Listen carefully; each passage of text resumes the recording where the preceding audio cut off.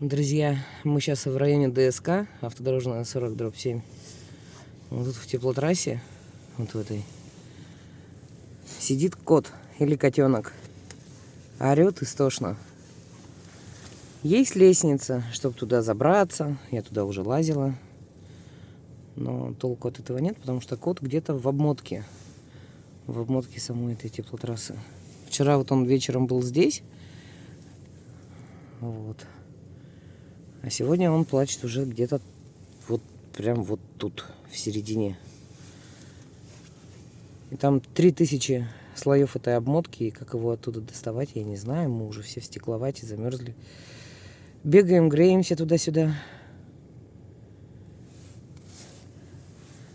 Канцелярский нос нужен. Ну не.